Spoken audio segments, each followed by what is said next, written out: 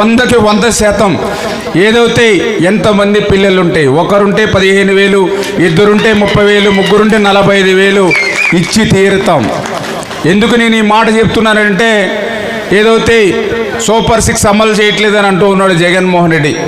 నేను అడుగుతున్న సూటిగా నీకు దమ్ము ధైర్యం ఉంటే జగన్మోహన్ రెడ్డికి నువ్వు అధికారంలోకి వచ్చిన తర్వాత అమ్మ ఒడి ఎన్ని రోజులకి అమలు చేశావు?